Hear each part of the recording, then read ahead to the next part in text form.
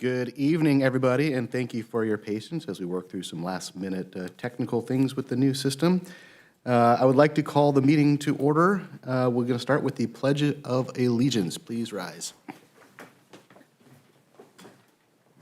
Put your right hand over your heart. Ready, begin. I pledge allegiance to the flag of the United States of America and to the republic for which it stands, one nation, under God, indivisible, with liberty and justice for all.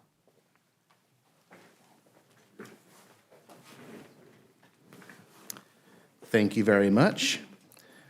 Individuals wishing to address the commission are requested to complete a speaker card and deliver it to the Parks and Recreation Commission secretary, right over to my left, prior to the item being heard by the commission. And please observe a 3-minute time limit for communications once called to speak. Please state your name and city of residence for the record. There is a revision to the agenda this evening. Item 7.3, changes were made to slide number 6. Happy to start this evening with the introduction of our new commissioner, Mr. Robert Boggs. Ms. Finch, would you like to give an introduction? Yes, thank you, Chair. So we'd like to welcome our newest commissioner, Mr. Robert Boggs. He was appointed by Councilmember Daddario and was sworn in just last week, so he is brand new. This is his first meeting joining us with the Parks and Recreation Commission. I'd like to just say a few words about him through his bio. Mr. Boggs has lived in the city of Corona for 14 years. He is the University Registrar at Southern California University of Health Sciences, where he brings over 25 years of experience in higher education. Throughout his career, he has held various roles, including teaching both graduate and undergraduate economic courses. He also serves on the board of directors for San Gabriel's Children's Center, a nonprofit social services agency dedicated to improving the social and emotional health of clients. Commissioner Boggs earned a bachelor's degree in economics with a minor in geography from California State University, Long Beach. He furthered his education by obtaining a master's degree in economic policy and planning from Northeastern University in Boston, Massachusetts, followed by a doctorate in educational leadership from the University of La Verne. Please help me welcome Commissioner Boggs, and we'd like to invite him to say a few words. Thank you very much. I'm very pleased to be here, looking forward to this. Very passionate about it. Lived in Corona probably longer than 14 years. My folks moved here in 1988. I moved away for graduate school, then moved back, and recently moved back in 2014. So I'm glad to be here. Thank you. Fantastic. Well, welcome. We're happy to have you here, and thank you. We'll move on to item number 4, meeting minutes, with the approval of the Parks and Recreation meeting minutes for the meeting of August 20th, 2024. Able to vote this evening are myself, Vice Chair Bass, and Commissioner Munoz. Do we have a motion to approve the meeting minutes of August 20th, 2024? Yes, I make a motion that we approve the meeting minutes as they're written. Thank you for the motion, Commissioner Munoz. Do we have a second? I second. Thank you, Vice Chair Bass, and we will take a vote.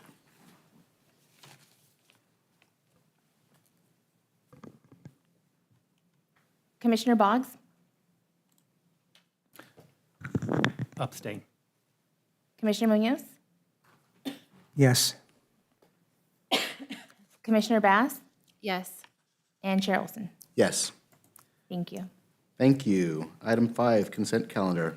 All items listed on the consent calendar are considered to be routine matters, status reports, or documents covering previous commission action. The items listed on the consent calendar may be enacted in one motion with the concurrence of the commission, a commissioner, or any person in attendance this evening. Anyone can request that it be removed for further consideration. And this item is 5.1, Developer Impact Fee Fund Balance Bond Repayment for July of 2024. Do we have a motion? I'll make a motion. Thank you, Vice Chair Bass. Do you have a second? I second it. Thank you, Commissioner Munoz. We'll go ahead and take a vote. Commissioner Boggs? Yes. Commissioner Munoz? Yes. Chair Olson? Yes. And Vice Chair Bass? Yes. Thank you. Thank you, and that item passes. Item 6, communications from the public. This portion of the agenda is intended for general public comment only on items within the commission's jurisdiction that are not listed on the agenda. Persons wishing to address the Parks and Recreation Commission are requested to identify themselves, state the matter in which they wish to comment, and no action will be taken on matters not listed on the agenda this evening. Please observe a 3-minute limit for communications. Ms. Vargas, do we have any speaker cards or written comments for this item? Yes, Chair, we do have one speaker card. Excellent. Go ahead and come on down.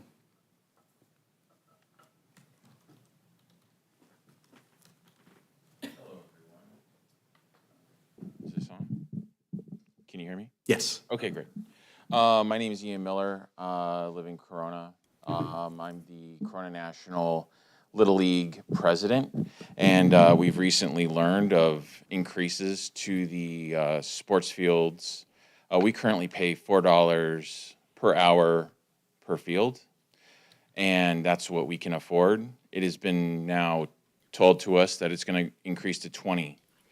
And this was done, it's very clear that this was done because the city saw a hole in the budget, tried to fill it with use fees. To me, this is problematic, only in the sense that what you're doing is you're trying to fill a hole, not by aggregating the costs amongst the entire community, which all benefits from sports organizations, but instead you're trying to target just groups that participate. The problem you have here is what you're doing is by increasing, you're going to have dropout of lower income families.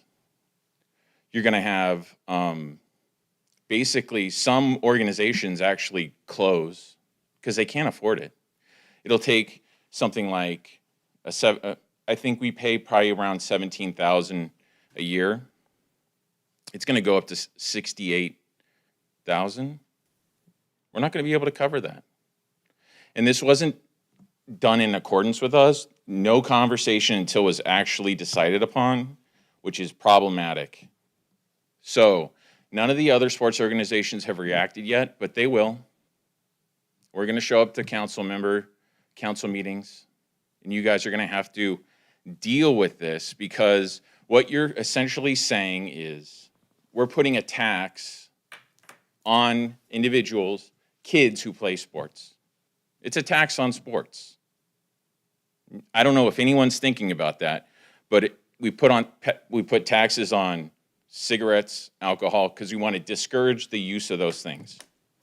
And now what you've done is you put this tax on us. Makes no sense, wasn't well considered, and we were not ever talked to about this. Problematic. Not the way this city should be engaging with volunteer organizations that do hard work for this community. Problematic. So this is the first meeting that I've come to, but there will be more, and there will be more with me every time I come. So I've got 25 seconds.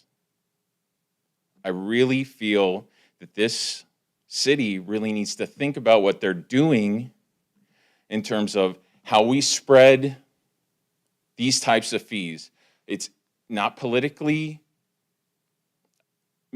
desirable to have a sales tax and spread it across the community. So we found a group of people that we can say, oh, hey, I'm sorry, you use the field, so you should pay more. Well, that's not how it works because Grandpa doesn't use the fields, but he shows up to see his kid play. So my time lapsed, but really need to consider that. And the fact that this was even done without consulting us is just, it's really unbelievable. So thank you. Thank you, Mr. Miller. Okay, item 7, administrative reports. We have a community service report by Director Finch. Thank you, Chair. So this is our monthly community services report to provide updates from our Recreation and Facility Parks and Trails Division. We are starting to gear up for our fall activities and our fall events. And on the recreation side, we have some updates on upcoming events that are planned for the month of September leading into early October. We have an update on our upcoming Halloween weekend event, which we're really excited about. We also have a survey that the Recreation Division through special events is launching to get some feedback to start planning planning for our upcoming concert season next year. So we're already getting the planning process underway for that. We want to get some feedback from the community on what they'd like to see, and Mr. Lass is going to speak about that more, along with some efforts to expand class offerings with a call for new contract class instructors. And then on the facility, park, and trail side, we are going to give an update on the Skyline Trail planning process, the survey that was just launched for that, amount of responses we've received, and next steps. We also have some information on our Corona Beautiful cleanup events, as well as our fall plantings for the urban forest management program, and an update on our guided hikes. So I will go ahead and turn it over to Mr. Lass to kick us off with the recreation update. Thank you, Ms. Finch. All right. Well, we are meeting a little bit late in the month of September here, but there's still some great things coming up on the calendar. Just wanted to draw your attention to.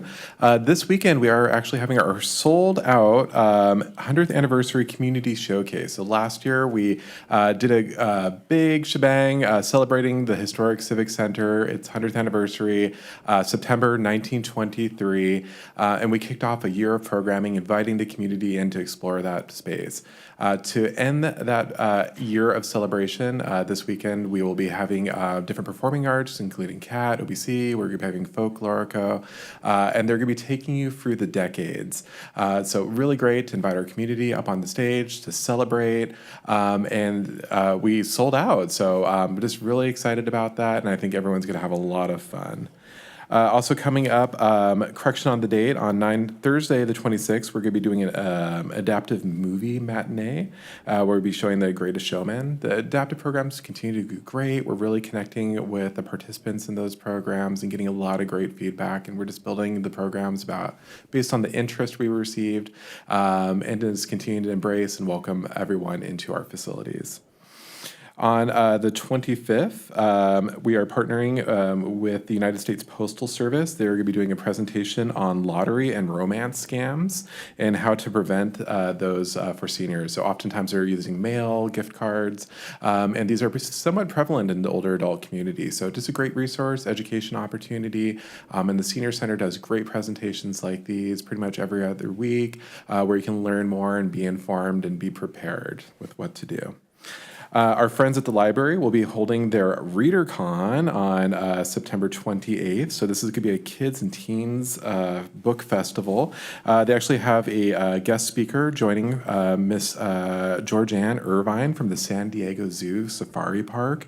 They're going to have author panels. They're going to have story times. Friends of the library are hosting. All kinds of great things. So bring the family, check it out. Always good things in store at your public library. And then last up, one of my favorite events hosted by Utilities is the Household Hazardous Waste Collection. So old paint, old technology, over-the-counter medications, odd items that are maybe too toxic to trash. You can swing by here at our City Hall parking lot, just pull up your car, and they'll help you unload those items and make sure they get disposed of in a safe and proper way. Now, there is a whole giant list of what you can and cannot bring, so I do encourage you to check out the website for those exact details before you show up there, but it's a great resource. And then just a reminder to all of our residents, you can go onto the city's website, coronaca.gov, and if you just do a /calendar there, it'll take you to all the different activities, meetings, as well as events that are coming up in the months, days, and even into next year. All right, save the date. Hall Weekend is coming back. It's one of my favorite events, and it is a weekend full of activities, and we're certainly delivering this year. So kicking off on Friday, October 11th, our friends at the library will be doing a carve and coffee, and this is actually for grown-ups. So you can enjoy some nice brew there, some coffee on tap, as well as do some carving to socialize, great for pictures, help you get in the mood for that spooky season there. On Friday, October 11th, at the Historic Civic Center, our oldest facility, we are doing a movie screening for teens and adults of Winchester, the famous mystery house up north. So great location, great film, and then I think we have a few surprises in store if you show up, just to get you in the mood for the season. Then we go straight into the big event on Saturday, October 11th. We'll be doing our treat trail, so you can actually go across the City Hall lawn. We'll have trick-or-treat stations, we'll have music, we'll have costume parades, and all kinds of great giveaways. We'll have food trucks, super friendly. bring your kids by, take pictures. On that flyer there too, you'll see our friends from OBC Theater. This is actual costume performers that we had at our event last year. So amazing photo ops like this are taking place. And then we're almost like 99% certain there, but we're just clearing it with fire. But we're going to have a haunted maze attraction to walk through this year, taking place in the Historic Civic Center gym. So really cool stuff. And then stick around after the treat trail. We're going to be doing a family movie on that same lawn where the event occurs with a screening of Hocus Pocus 2. Really impressive display. They hoist it above. It's just a super fun night out, and I love that we do it early. There's so many things happening in October, especially in Corona. You can, get your family ready for the spooky season, get those photos, and create all those great memories. All right, coming off of summer here, I think we had an amazing event season. Summer Street Fair every night was a rockin' performance. We had great entertainment at the 4th of July. And we're always planning ahead. So we're actually going to be thinking about what bands and entertainment we're going to be booking for next year. And we really build it based on the feedback we get. So we were asking our residents to take a quick survey. This is available on social media, on the city website. We've been pushing it on all of our platforms and through our community center. Just tell us a little bit more. What is your favorite type of music? What types of bands do you like to see? We're specifically asking maybe a little bit more about cover artists, and ask a little bit about stage presence. So we're getting some really cool write-in answers. So I love looking for all the data there, but 100%, we listen to the feedback. We build our season around that. And I think it shows. Our participation has increased this last year, and our events have been delivering. So always creating good experiences there. All right, my last update is we are looking for more instructors. So we're making the process easier than ever to become a contract instructor with us. So we are looking for volunteers or maybe individuals, hobbyists. Doesn't necessarily need to be a business. I mean, a community center is about our residents. So if you know folks that have cool hobbies, neat tricks, maybe they're subject matter experts that like to lead like maybe a lecture-based class, walk us through, different experiences there. We are always looking for more people to come in and to make our community center come alive. And then listed there, you'll see our top 5 most desired activities. And so this is actually in the Parks and Rec Master Plan. We did a survey of our residents, just kind of asking them categorically what types of things they would like to see. The top 5, cooking came in number 1. So if you know a great chef out there, we're always looking. Arts and crafts, and I would lean more on the crafts too. We're looking for like one-off kind of things, maybe project-based where you don't have to sign up for 4 weeks to learn how to do a fine art, but maybe you show up for one night and you have a really good time working on a painting or a project, something you can take home and be proud of. Outdoor activities are really popular too. We have a beautiful park system, so anything you do indoors in California you can usually do outdoors, so looking for ideas there. Life skills, that was a really interesting one, and that one kind of broke down into things like Adulting 101, home repair, planning for college, those big life events. We're always looking for subject matters, experts that can help us with that. And partnership is the key. And then last, I think, yoga and wellness, right? We're always looking for that little piece of Zen. We have a lot of these activities, but we can always do more, and we're picking them up in different programs. We do youth yoga all the way up to seniors, but there's all kinds of different variations and styles and things that will help you explore that wellness in your life. So if you want to know more about teaching with the City of Corona, getting involved in our community center, maybe you have a friend you want to kind of give an elbow to, hey, you should teach. Please send them our way. That's 100% what we're doing here. It's our community center. It's our residents. It's for us. It's by us. And that's really what makes the heart tick here. And that's it. So I will go ahead and pass off to Mr. Cortez for his update. Thank you, Mr. Lass, and good evening, Commission. I do have a few updates for you from the Facilities, Parks, and Trails side of the house. And with that, we'll jump right into it. So I'm not sure if you guys saw the survey that went out for Skyline Trail. So we are in the midst of doing a Skyline plan. And it's actually a really awesome project. Brett Dawson, our Trails planner, is leading that effort. And we just closed our survey on August 31st. We had a little or almost 1,200 responses. Some of the compiling, right now we're compiling the data, and some of the recurring themes that we saw from our residents were parking, additional trails, trail maintenance, litter pickup and trash, drinking fountains, a restroom potentially, if that could be feasible, some wayfinding for trail maps, and then bottle refill stations. So it was all great stuff. Again, we're compiling that data, and then we'll kind of move on from next steps there. But just wanted to provide you guys an update on that. We just finished our Fairview tree planting last month. Although it was a little bit hot, we planted 125 trees. We had 70-plus volunteers. We got down a little bit of mulch, but we did get all those trees in the ground by almost noon. So hats off to all the volunteers. It was a really, really hot day, very humid, but we did get them in. And our next event is coming up October 19th. So we'll be doing a 6th Street cleanup. So we'll be out there picking up trash, weeds, graffiti, and just getting that area cleaned up.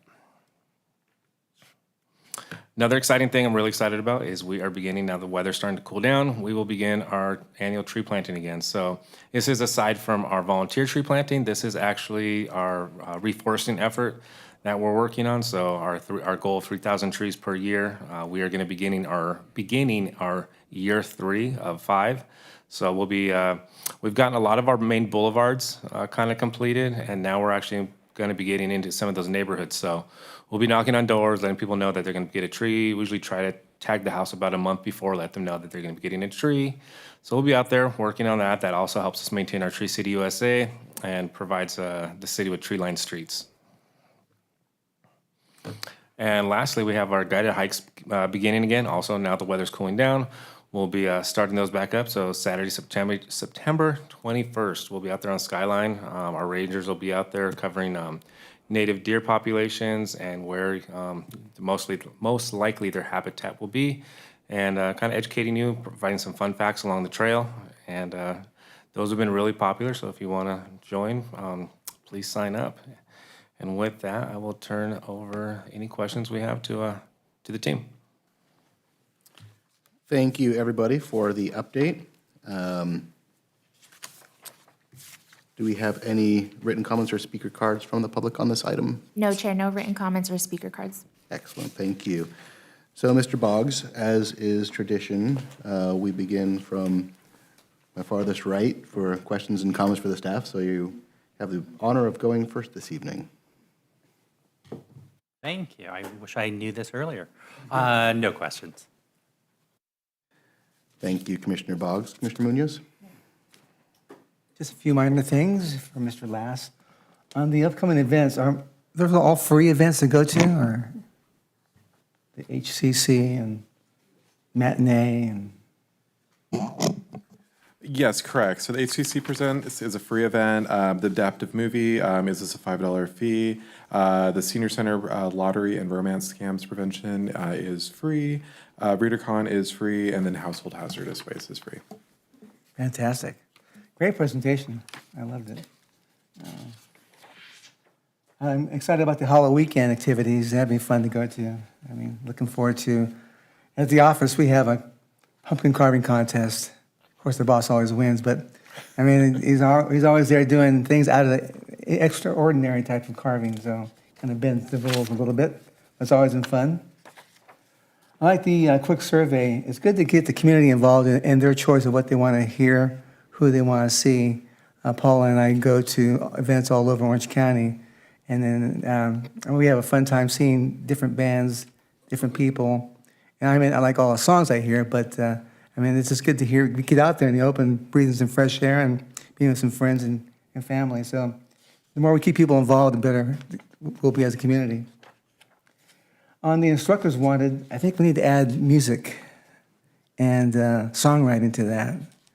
And years ago, Paul Simon had a class at a community college somewhere in New York where he lived, and then about songwriting from his perspective. You know, if we had someone like that in town who has that skill, it'd be kind of nice to jot down.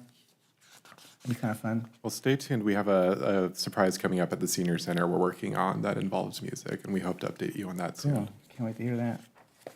And the Skyline Trail, good job, Moses, on that one. I'd like to add a few fun facts of on the trail maps or at the trailhead. Just add some fun facts about educational components about the flora and fauna of the area. And then we talk about the animals sometimes, coming up about deer in the area. When you have deer, you're going to have mountain lion too, but it's nice to kind of talk about that at some point in time. Maybe next month we can hear maybe a brief synopsis about what is actually talked about by a ranger. I'd like to hear from their voice and their excitement, how they talk about that. That's key to that success. That's cool stuff, though. And then Fairview tree planting, you know, the more the kids get involved in taking care of the environment, their front and backyards, the more they're inclined to want to take care of it in the future. So that's kind of exciting. And the parents are there too and see that, and it kind of ties the family together. So the more we can offer, the better off we are as Corona. And then the fall planting. One thing I wanted to ask, I was driving home one day, I take different streets home, and I drove down, I think it was 8th Street or 9th Street, and I saw that we had planted some new oak trees, and they didn't look too good. So I'm wondering what our program is for, once you plant a tree, which is exciting, to maintain that quality of that tree. And they're small trees, like 15-gallon trees, but what's the protocol for taking care of our trees? So we typically try to plant closer to fall. Occasionally, there'll be a service request that somebody needs it in sooner than later for whatever reason. The tree is on warranty for a year from the contractor, so we do try to work with them to find the more favorable weather. But if we do have a mortality rate, they do replace them. Right. And we also put them on a watering schedule. So we do, especially if the resident has irrigation, then obviously the tree seems to do a lot better. But some of those other areas where there's not irrigation available, we'll give the resident a gator bag and show them how to use it. So, you know, depending on the time of the year, you know, water it twice a week or, you know, every other week, depending on the time of the year. Or we'll have West Coast also do some supplemental watering on them. So, yeah, if there's trees out there that we see that are declining, because we do put them in the inventory as soon as they're planted, so we're able to check and see, go back and spot check and see what their mortality rate is. Right. I do enjoy seeing the different trees choices that are planted on different streets. That's kind of exciting to see that happen, you know, just multiple trees. And like we talked about last month, in case one family of trees dies, and other ones will take over, hopefully. And then the guided hikes, too. I guess, again, it'd be nice to hear a brief 5 seconds of what's discussed by, I guess, that key ranger that day. And that's it. But hats off to our team, our staff. Great job. Thank you so much. Thank you, Commissioner Munoz. Vice Chair Bass? Thank you for the presentation this evening. Couple of questions. For the seniors, the lottery and romance scam prevention, is that new or is that something you guys have been doing? I just wanted to highlight, our senior center does a really great job of working with different community partners to provide education and resources to the residents. So I just thought that one was kind of interesting, especially since you're hearing so many of these scams are prevalent right now. A lot of us have, you know, maybe parents or loved ones we're looking out for. So that's really what the senior center is about, sharing resources, informing people, also bringing in those partners here to Corona so you can get that resource locally.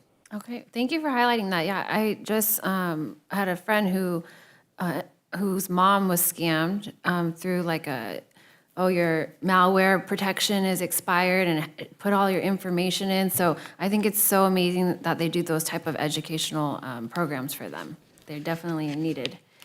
And then also with the library, the Kids and Teen Book Festival, it reminded me, a friend of mine is organizing her first book club over at the Corona Public Library for the first Mondays of the month. So if you are interested, it's a mystery book club. So if you like mysteries, you could check that out. The first Monday at 6:30 to 7:30 at the library as well. I'm really excited about Hollow Weekend. And it is Hocus Pocus 2, right? That's correct. Okay. Yeah, that's super exciting. And I did see those actors or performers, and they were very spooky last year. It was very real. Yeah, that's our friends from OBC Theater. They go full tilt. I mean, they make the decorations, the props. I mean, this is full theatrical, great performance. They're coming right out of their performance of Something Rotten. And they partner with us on a lot of our different events. So you'll see them at Hollow Weekend. You will see them at our holiday lighting. They're helping with the community event at the Historic Civic Center this weekend. And it's something, you know, really unique and special in Corona, and it's a partnership we're quite proud of. Yes, thank you. And Moses, quick question for you. I was going on a walk yesterday and I did see a tree down. So if a resident or like someone like me sees that, what do we do? If it's blocking this, I mean, you can always call the front desk and we'll be able to dispatch our crews right away. Or if it's just something that's maybe not blocking the sidewalk and it's just like laying on the grass, you can always do a C-click fix. So either one works. If it's, typically we try to let people know if it's laying in the street or blocking the sidewalk, let us know right away. We'll get out there and get it addressed. But if it's just kind of laying off to the side or if it's in a park, you can do a C-click fix and we'll get out and get that addressed as well. Okay, and if it's like after hours, do the C-click fix? Yeah, or if it's after hours, you could do C-click fix. But again, if it is blocking the sidewalk, you can always call the non-emergency line. Okay. And press option 2, and that'll get you to the dispatch, and they'll be able to get our standby crew out. Awesome, thank you. That's all for me. Thank you, Vice Chair Bass. I don't have too much to add. I cannot believe it's Halloween already. Amazing. Look forward to that this year. The band survey. Who are we targeting with that survey? Folks who have attended or folks who haven't attended? We're trying to get to engage everybody.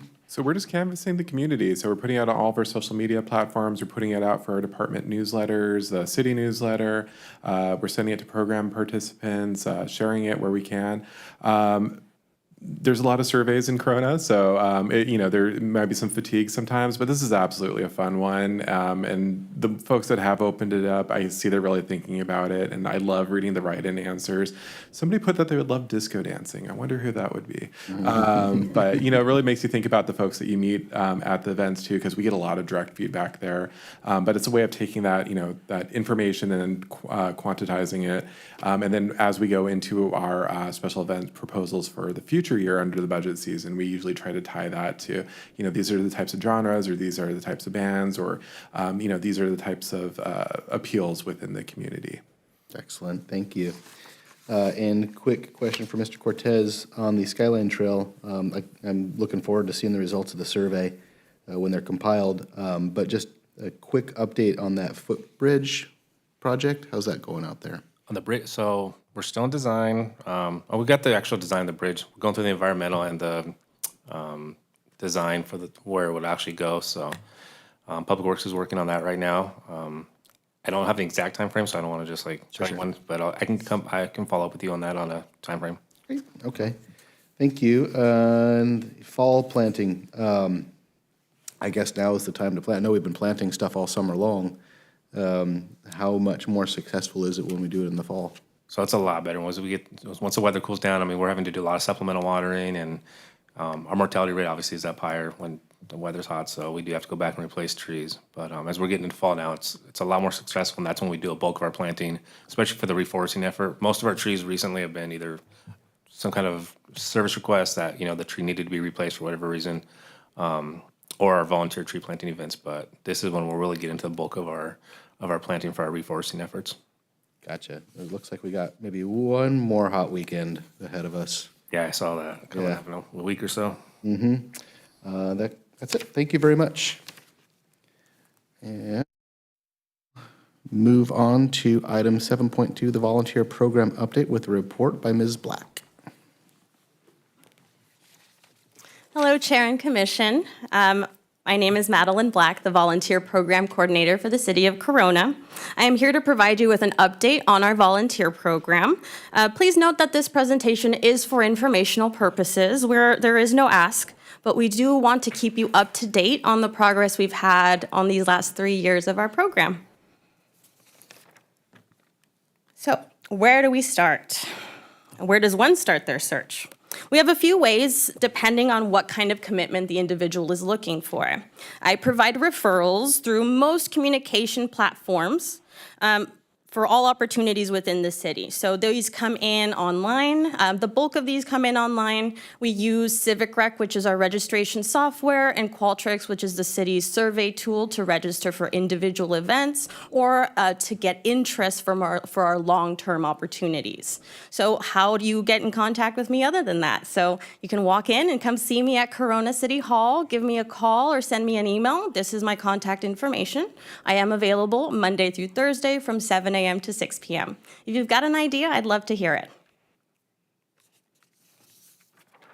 Okay, so what do our online referrals look like? In the last year alone, I have completed 613 online referrals for the city's volunteer opportunities, and these are just the emails that I've been sending. Here's a breakdown of what that last year of referrals looks like if you're curious what the ratio is. Each of these were either invited to directly register for our single-day volunteer opportunities, or they were invited to complete the next steps for those dedicated long-term opportunities, like a write-in request that we had for a mystery book club at the Corona Public Library.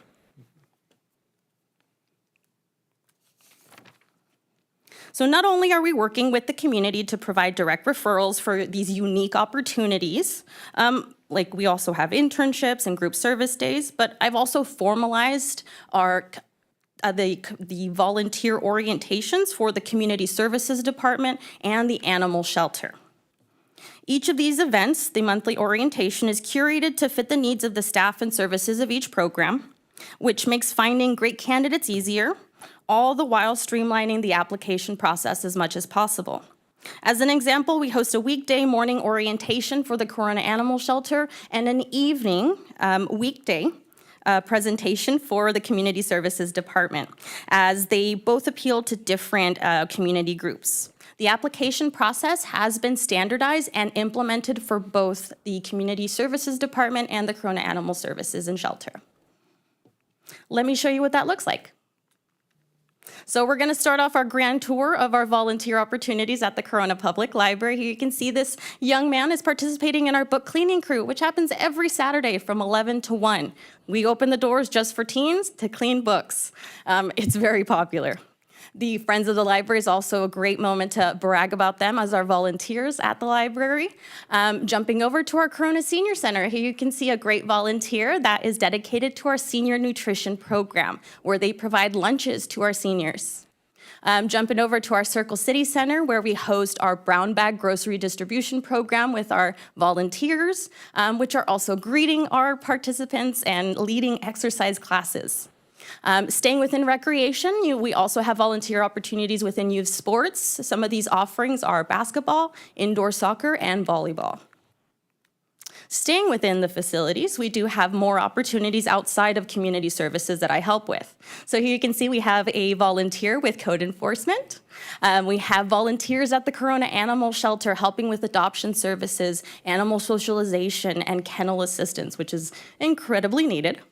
And we also have special situations as well that come in as write-ins or just calls of requests for internships. I've helped place an intern within the city manager's office, within our archive room, in the local heritage room, and also within our city attorney's office through risk management. And if you have ideas, we'd love to chat about it, like this young man here who wanted to entertain seniors during the senior lunch program. So if you'd like to hear Joshua, he's there every Tuesday, providing free music to the seniors as they eat. But, well, let me see, I got carried away here.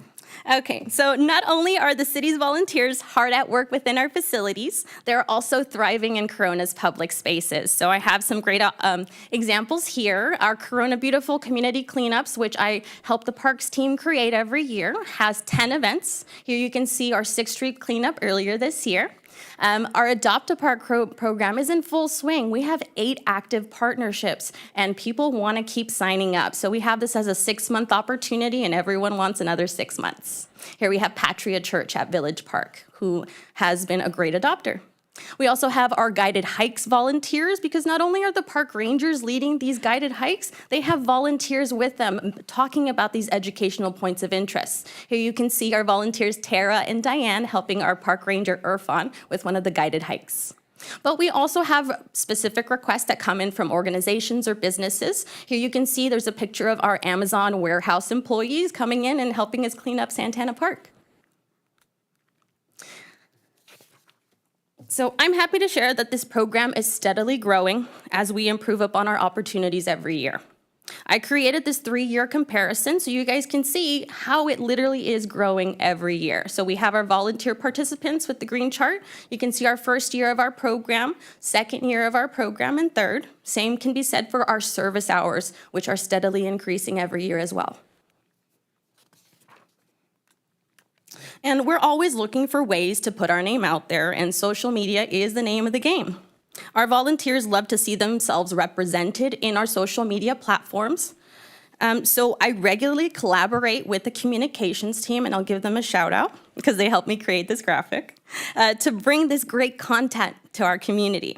In the last year, we had 5 videos shared for our Corona Beautiful events, and those boasted over 21,000 views.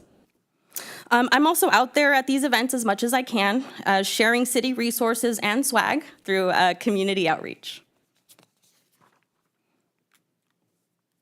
We have several practices in place to thank our team of volunteers. If you participate in a single day event, you can expect to see, to snag a sticker or a temporary tattoo, which are very popular, and a follow-up thank you email from us thanking you for all of your hard work for planting all those trees. Our formal recognition has also been in practice for 3 years now. This includes inviting our volunteers with the +1 to an event after they have after they've served 20 or more service hours in the year. At this event, we provide an evening of food and entertainment and a lot of thank yous in the form of gifts and recognition from our local dignitaries, such as our mayor's office, state assembly, assembly and Congress, state representative, there we go. We have a volunteer this year, so we're actually planning our event right now. And we have a volunteer this year who's worked for the city of Corona as a volunteer for 625 full days. That's 24-hour days that we compiled. This last year, we also wanted to know if we were thanking our volunteers in the ways they wanted to be recognized. So a survey was implemented, and yes, one more survey, and I had over 100 of our dedicated volunteers participate.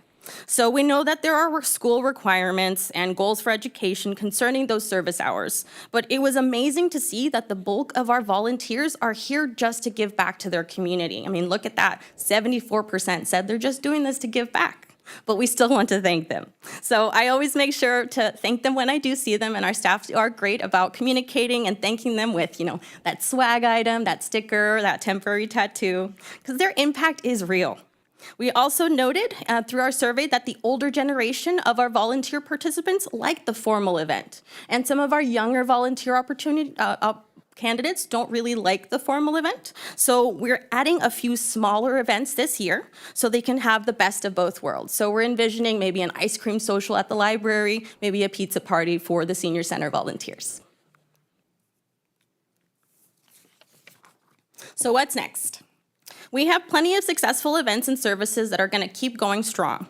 As an example, we have almost completed our Corona Beautiful 2025 calendar. Please look for that flyer very soon. We're also going to keep marketing. We're going to keep marketing our self-guided volunteer opportunities, such as our partnership with the Western Riverside Council of Governments through our neighborhood cleanup kits, and push for more independent service and self-guided opportunities through the Adopt a Park opportunity and the Park Ambassador position. We are eager to see growth and continue to develop these opportunities as they're needed. So we know that these positions aren't always perfect, so I'm always grateful to have such a great team of volunteers providing us with this feedback so we can develop them and always keep growing. And it's always good to know that if there's something I can improve, I'd like to mention that. So if there's something that we can improve, we would love to hear from you all. You can see this young man here with a bag full of trash from the neighborhood cleanup kit. He got a safety vest, a trash picker, and a trash bag. He's also got a cute backpack on. So this does conclude my update on our volunteer program. Thank you all for your time. Please let me know if you have any questions. Thank you very much for the report, Ms. Black. Ms. Vargas, are there any speaker cards or written comments from the public on this item? No, Chair, no speaker cards or written comments. Thank you. Mr. Boggs, do you have any questions or comments for Ms. Black on this presentation? I do. Can you just help me understand on your key takeaways? Did I hear you say that you had roughly 100 respondents in the survey? And this was for this fiscal year?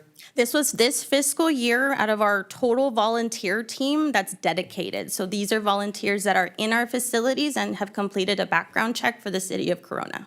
So we have a total, at that point, we had about, I'd say, 450 to 500 volunteers in the volunteer program. Okay, so then on the other slide where you just talk about the total volunteers, that is not the same population then that you send the survey to? So the survey was just the volunteers that chose to respond from our current active team. The totals are from what was served in the 23-24 fiscal year. Okay, and then based upon the number of the volunteers that you have, that 400 or 500 number, do you have that broken down by age by any chance? Yes. And I guess where my real question is, are you surveying them in the way that they need to be surveyed? So if it's an older person, is it only through the survey platform that the city of Corona uses, or do they have another way to provide you that feedback if they don't know how to use email or go online to take the survey? No, of course, thank you for your question. So I did include that in our survey, that if they'd like a paper copy, that was available. I did send a nice stack of the survey in paper format to the senior center, just because I know that it's a little less technology on that side. Right, oh, perfect, thank you. Thank You're you. very welcome. No further questions. Thank you, Commissioner Boggs. Commissioner Munoz? Great presentation, Mrs. Black. Loved it. It's always good to see people volunteering for a variety of different activities. And it's great to see the growth of people involved in the program, and also the hours that grew exponentially over the couple of years. I guess because the early time was end of COVID, 22, I guess. And so they grew from there. People just realized, we need to be outside breathing some fresh air, even though we're sweating our heads off, but having fun at the same time. But great presentation. Good to see people involved. And I just love seeing people out there, especially kids, being busy, staying busy. And I like the idea of ice cream social, too. That sounds exciting. As I get older, as a younger man, I was always attending, as a scouter, I was volunteering because of community service with my young men and women. As I get older, it's more about food. So I can go anywhere for food. But anyway, thank you so much. Thank you, Commissioner Munoz. Vice Chair Bass? Yes, Ms. Black, thank you so much. Thank you for putting this together and sharing all this amazing information about the volunteers and participation. I was also really impressed by the social media snapshot that you had there. I was like, how'd they do that? That's what I was thinking. And yeah, it's great to see the participation up, and I'm sure it'll continue to grow as the program continues. So just thank you for all your hard work. And I was going to agree with you, Commissioner Munoz, that food is like one of the best ways to say I thank you. So, or thank you. I always like to thank people with food, so I know that they appreciate it. And yeah, those tattoos, very cool. I haven't seen those before, so I might need to pick some of those up too. I'll get you some. Thank you. Yeah. Thank you, Vice Chair Bass. Yeah, I echo my colleague's sentiments. Thank you for the update. This is a great program. Obviously, the results speak for themselves, especially coming out of the pandemic. It's great that there was opportunities to jump into the community. Just want to clarify, do you coordinate for the animal shelter opportunities as well, or is it just that we've kind of streamlined the intake process? Yeah, so what I function as is kind of a referral system for our city volunteer opportunities. So I'm kind of the first stop for anyone that's looking to volunteer. At a certain point, if they're interested in the police department or the animal shelter or code enforcement, I do connect them to the next steps for that opportunity specifically. We do have leads within all of our facilities that work with the volunteers individually. Oh, I love that. I like a nice, easy, one-stop shop. Don't bounce people around too much when they just want to help. I love that. I also love the philosophy of the open-endedness to these opportunities, right? We're not going to suffer from a failure of imagination and recognize people's talents and how they want to help. So embracing that is awesome. Social media. I have 2 teens. They absolutely love to see themselves on social media. It's like, especially the city social media is like kind of famous, and they can brag and share that and put that on their own stories. So definitely I would say more of that is a great motivator, especially for the Instagram age volunteer group. Boy, oh boy, let me tell you. And the neighborhood cleanup kits, I know we had, the last update, we kind of talked about the neighborhood cleanup kits. How is that going? Are people taking us up on that? Yeah, so we had our second delivery from WR Cog. So we had 30 kits in the first delivery that were all distributed to the community. We're about halfway through the second order. So it's not the most, let's say, everyone's coming in to get all the trash pickers at once, but we do accommodate for groups as well. So one cleanup kit might go to a whole family. One cleanup kit might go to a group organization, and I'll give them a few pickers. So I kind of create the bundles for them to work on their project. Yeah, it'd be cool to, maybe infiltrate some of these neighborhood watch programs or something, kind of make a, Saturday morning cleanup club or something like that. That'd be cool. Thank you very much again for the update. All right, on to item 7.3, the athletic facility allocation policy with a report by Mr. Cortez. Good evening. Thank you, Commission. What we'd like to bring forward is our an update on our draft field allocation policy.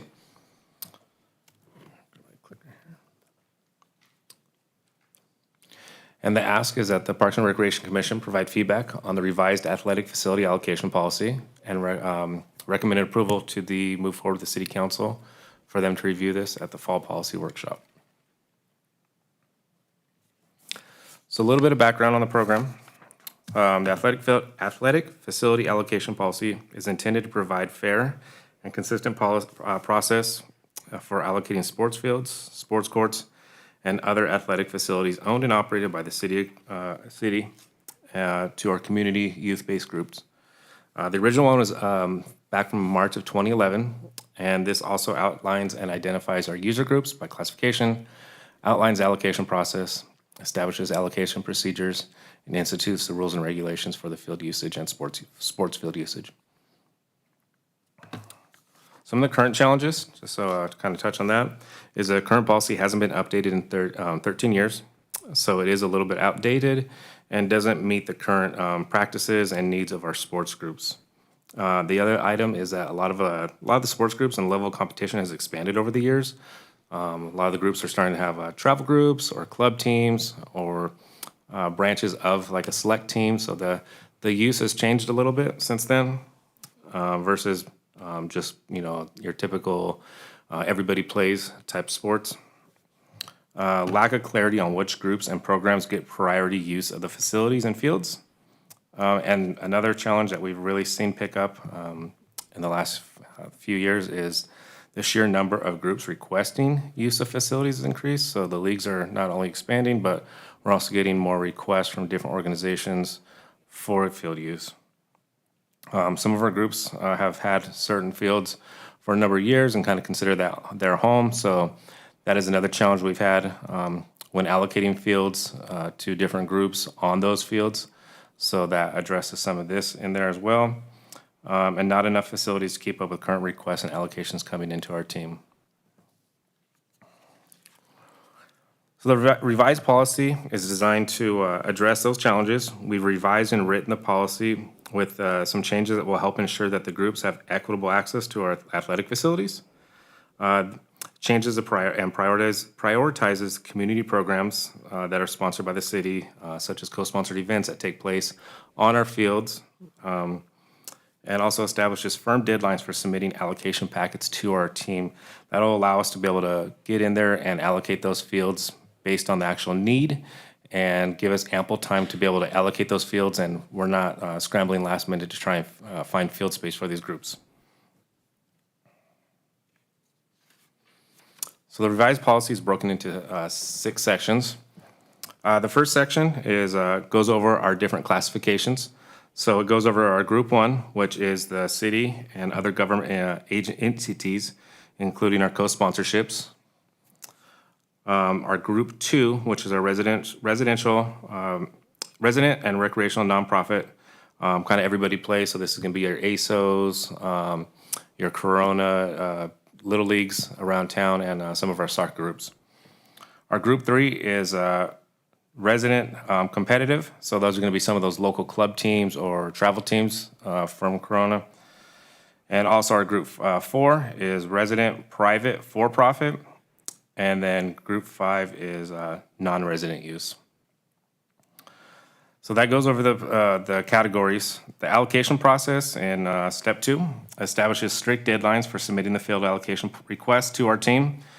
We do have a tentative deadline right now of fall. For our fall and winter deadline, will be, there's a typo here, so apologize about that. Oh, it's actually, I'm sorry, on mine it's a typo, on there it's June 15th and December 15th for the spring and summer deadline. Complete allocation packets must be submitted to the team. That'll include everything for the snack bar use, any kind of other special requests that they might need, banner use, those kind of things.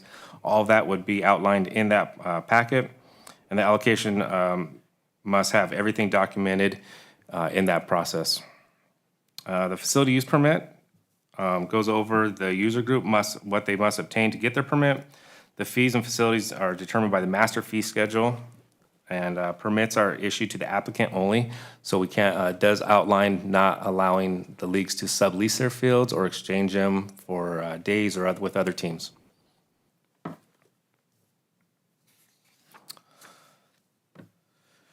It also addresses athletic field rules for the facilities, so it goes over just some general rules on what's allowed, what's not allowed, amplified sound, not parking vehicles on fields, driving out, or having multiple people parking where it's not parking is available. Also about how to outline your field. So some of the groups have used Roundup to burn lines on the field, so that way they don't have to continuously chalk or maintain the lines on the fields. So it kind of goes over a lot of those items. General maintenance and upkeep of the fields outlines that, what the city is responsible for the general maintenance activities of the fields, making sure that they're in a safe, passable, in a recreational state to be able to be played on. It goes over the items that would be addressed by the organizer themselves, so putting out your bases, chalking your lines, doing a general drag on the fields, or putting your soccer goals out on the fields before the games. So it goes over the basics of what's on those, who is responsible for what items. Then item 6 goes over violations and discipline. So those types of violations could include falsifying documents, use of closed fields. So if the fields are closed for maintenance or they're closed due to inclement weather, failure to return unused fields for reallocation, holding fields or blocking them from other groups to be able to use them. So there will be a progressive discipline that'll start off with a verbal, written, and then a potential suspension based on the violation. So the timeline for this is this evening we presented this to the Parks and Recreation Commission. Next week in September, we'd like to take it to the fall policy workshop. In October, it would go for council adoption, and then the policy would take place first of the year in January. And again, the ask was that the Parks and Recreation Commission provide feedback on the revised athletic field policy and provide us the approval to move forward with taking this to council. And with that, we're available for any questions. Thank you very much, Mr. Cortez. Ms. Vargas, are there any speaker cards or written comments on this item? No, Chair, no speaker cards or written comments. Okay, thank you. And I will open it up to the commission for questions and comments. We'll start with you, Mr. Boggs. No question. Terrific. And Commissioner Munoz. Yes, thank you, Mr. Cortez.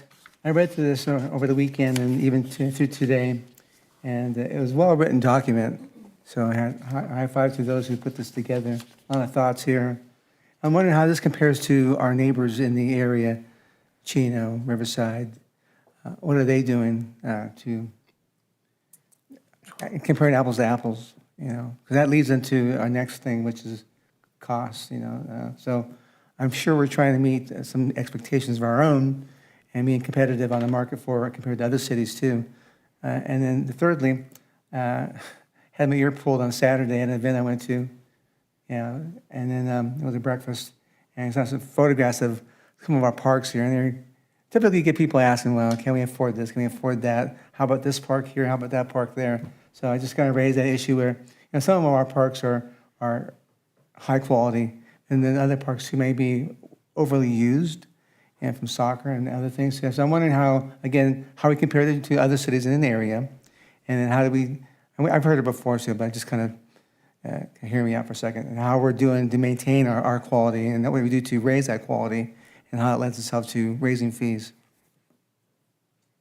So I can speak to the comparison to other agencies. When we were putting this policy together, it's actually been in the works for a few years now. Extensive research was done. I believe it started with Mr. Lass's team, actually. I think he researched maybe 20 other organizations to look at their field allocation policies, and we really pulled a lot of the best practices that we put into our policy based on what we see other agencies doing. And our primary goal right now is to really address those challenges of equity, making sure that we are allocating the fields based off of participation rates and based off of need. So those were kind of the key things that we were really looking at, and that's what we're really trying to emphasize within this policy right now. In terms of fees, we also researched other agency fees when the finance department was looking to do the master fee study, and that was adopted back in May. A lot of the recommendations for the fees not only came from other agencies, but it also came from the Parks and Recreation Master Plan. We have our financial sustainability strategy within the plan. Cost recovery was identified as a significant issue, that we were significantly undercharging for a lot of our programs and processes. So we really were looking at fees through that lens as we started to analyze and make recommendations to the finance department of what the fees should be, also while taking into account what other agencies charge. So we priced it kind of mid-range between what we are seeing other agencies. We saw fees range really from $15 to about $25 an hour for field usage, and our recommendation was kind of that midpoint based off of the surrounding cities. So that's where that came from. In terms of maintenance, we are hearing the same challenges that you're hearing in terms of some of the fields and the conditions of the fields. A lot of it has to do with overuse, which goes back to demand. So we have right now more demand and requests than we can accommodate with the amount of fields that we have, especially playable fields, lighted fields. That's really where we're seeing a lot of the issues. We are already starting to plan for our capital improvement project funding requests for fiscal year 26. One of the things that we're going to be asking for is lighting projects. We're looking at 2 to 3 additional parks right now that are set up to accommodate more league play, where we can start to, if we can add lighting, we can make these fields more programmable, then we can spread the use and give the fields a little bit more chance to rest. We can focus more on renovations and then hopefully start to improve the condition of the fields over time. You're welcome. If I just pop ahead real quick on, just to tag on the fees and the studies with the surrounding agencies. Obviously, that may not be apples to apples, right? There may be some apples and oranges comparisons with us and other agencies. You know, if a median household income is very high in one and low in another. So is that also taken into account when evaluating, appropriate fees for this community? Yes, so the cities we looked at some of the surrounding cities, City of Ontario, City of Lake Elsinore, City of Rancho Cucamonga. Those are what we felt were comparable cities to Corona, and that's where we've based our fee recommendations off of those agencies. Okay, thank you. Vice Chair Bass. Yeah, I just have a couple of questions. So in the slide 41, or it's number 41 on my paper, the existing policy does not meet the current needs, and then it has the number of organizations requesting use of facilities has increased. Is our solution that we're bringing forth the idea of adding additional lighting in the upcoming capital improvement? Yeah, so if we could add additional lighting or improve some of our other facilities to accommodate lighted fields or sports fields like complex, then that would hopefully help alleviate some of that overcrowding or overuse at some of our parks. Are we able to put it in the, to add it in so that we are properly addressing the ones that are noted here? So that's not a policy issue. That is a budget request that we are going to be putting forward in our fiscal year 26 budget asks. It's not really something that we can emphasize in the policy because it really is just based off of funding availability, but it is something that we are going to continue to pursue. Okay. And what So I see on page 49 that it has the sport in the primary season and the secondary season. And then do we also have a clear outline of when when soccer fields are shut down for maintenance, or when the football fields or baseball fields or softball fields? Yeah, so by having these dates and then working with the leagues on when their end of season is, it'll allow us to get those blockout dates to be able to get in there and do the reseeding or whatever kind of renovation is needed. Okay, so this should help to organize that schedule. Yeah, I mean, right now we do usually typically get in right after like around Thanksgiving, but with this, hopefully we'll actually have more clear guidelines and a little harder timeframes on when the seasons are ending and beginning, so that way we know to plan for renovations a little better. Okay.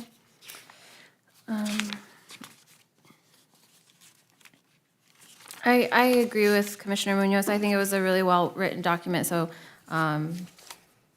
I think it accounts for a lot of different aspects of the challenges that can come up with allocation, and I know it's not easy, and I know that there's a lot of kids out there and a lot of organizations looking for those, requests.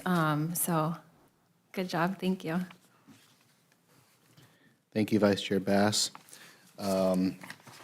Yeah, I mean, obviously, we're using the past, since 2011 as lessons learned and, kind of addressing the pain points, obviously. What would you say is the biggest problem that we're seeking to solve out of all of them? I think this will help us allocate fields in a more fair and equitable manner. I think right now I'll just be honest, because sometimes we get, we got last minute requests, or we're scrambling to try and to accommodate a field request, with one of our groups, and obviously we don't want to turn away kids and we don't want to turn away teams, but it does get challenging at times without having some kind of formal policy to fall back on to be able to allocate those fields and get them done in an organized fashion. So Yeah, and it seems like alternatives to a structured classification approach would be something like a lottery, which I don't think anyone would like. There's no predictability, no way to plan around that. There's no criteria to achieve, right? So you have to have some sort of framework, in my opinion. So I do agree with this approach. Just thinking of other ways to accommodate, the demand of the community. Obviously, we want more activity, regardless of the organization that's providing it. Partnering with schools, right? I know, my younger kids were in AYSO. They were at Auburndale School for a field and things like that. Now, that's probably more on behalf of the leagues themselves to do. Is that something we're encouraging out there? we have mentioned, we have reached out to some of our leagues when they do come to us, and if we don't have anything available, we've told them to check with the school district or some of our surrounding other cities that may have fields available. Yeah, okay. And just kind of on that note of, trying to accommodate more with less and without getting into an overuse, maintenance issue with the fields, encouraging compatible use. If you've got maybe two soccer leagues that, they stripe the fields the same way, hours, the same day. How granular are we with the field allocation? Is it by hour? Is it a whole day? So that's what this policy will outline is what the actual need is. So, if you've got 4 games that day and, 2 hours a game or whatever that is, that'll really help outline that so that we're not just getting that blanket, I need it from 8 a.m. to 5 p.m. every Saturday. It'll actually hopefully free up some of that time. So like you mentioned, you may have another team that can slide right in underneath and, play a baseball game or pick up a soccer game or whatever that is. Excellent. I fully agree with the group priority classifications. The application process and the deadlines, there are the deadlines, but it's not first come, first serve, right? It's like an application window, and then they're all evaluated at the same time, or is there first come, first No, serve? correct, yeah. So everybody will submit their applications, and then from there, we'll allocate the fields by the need. Excellent. All right, that concludes my questions, comments. Anyone else have any? I had one more question. When I click open on the master fee recovery schedule for sports fields, I don't see a group 1. Is that listed somewhere else on the page 7 of the master fee recovery schedule? It's because I'm sorry. That's because that's a city. So Group 1 is a city, so that's why it's not listed there. Oh, okay, gotcha. Okay. Thanks. You guys get off scot-free? Excellent. So is there a vote on this item, or? There is. We are asking for the commission to recommend approval to the city council. Okay. Do I have a motion for such approval? Okay. And the approval of the policy of allocation go to the workshop to be studied and talked about by council. That's what you're really saying? That's correct. So the council's going to be receiving the presentation at the workshop. They will not be voting. They cannot take action on an item during a workshop, so they're going to get the presentation. We will provide the commission's recommendation that the commission has received the report. They're recommending approval. Council will provide feedback, and then we will bring the policy back in October for final adoption. Okay. So it'll still be a draft at the workshop. Correct. Do I have a motion to make that recommendation to the workshop? I'll make a motion. Thank you, Vice Chair Bass. Do I have a second? Second. Thank you, Commissioner Boggs. We'll go ahead and take a vote. Commissioner Boggs? Yes. Commissioner Munoz? Yes. Chair Olson? Yes.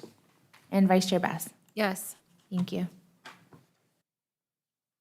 Also, real quick, I just want to, before we close this item, I know I did the presentation, but I want to give a shout out to Kaylee in America in our field. And they do our permits team, and also Myrna. They put a lot of work into this, so just want them to get their credit for the work they've done. So they spent a lot of time doing some research and doing lots of revisions to it. So I do not want to take credit for this whole thing. So a shout out to them.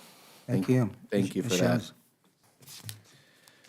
All right, we will wrap up with commission members' reports and comments. I know we're kind of putting you on the spot, Commissioner Boggs, but do you have any closing comments this evening? I do not, thank you. Thank you. And Commissioner Munoz? Yes, a couple of things. I want to thank you, Mr. Boggs, Dr. Boggs, for volunteering to be working with the community. And we're all for the kids and all, and their families.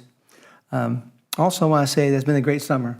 I mean, we're getting to fall now, but thanks to you, Mr. Lass, and people at your level, Ms. Finch and all, just families, they're having a blast. And going to the movies, going to concerts in the park, and those are all free events that we go to. I mean, it's amazing what we do and have fun. When we want to, we allow it to happen. Just the fun it rains upon us, all the time. So that's a good part of being alive and well and being a family.